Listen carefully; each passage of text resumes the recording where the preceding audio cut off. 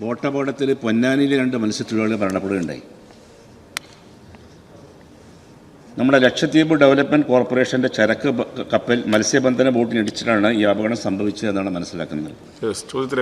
Sir, കപ്പൽ ചാനലിലൂടെ സഞ്ചരിക്കേണ്ട കപ്പൽ മത്സ്യബന്ധനം നടത്തുന്ന മത്സ്യബന്ധന തൊഴിലാളികളുടെ ഭാഗത്തേക്ക് പോയതാണ് അപകട കാരണമെന്നാണ് പറയുന്നത്. അത് നോക്കേണ്ടത് കോസ്റ്റ് ഗാർഡാണ്. ഉണ്ടായിട്ടില്ല.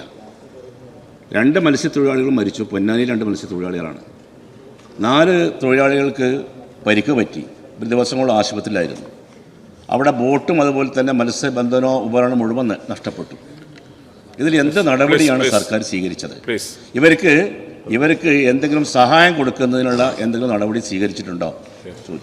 സർ, ഈ അപകടത്തിൽ മരണപ്പെട്ട 2 മത്സ്യത്തൊഴിലാളികൾ ഇൻഷുറൻസ് സ്കീമിൽ അംഗങ്ങളാണ്. ആ പണം ഇപ്പോൾ കൊടുക്കുന്നതിനുള്ള നടപടി നമ്മൾ ഉടനെ സ്വീകരിക്കും. ഇത് സംബന്ധിച്ചുള്ള അന്വേഷണം നമ്മൾ നടത്തുന്നുണ്ട്.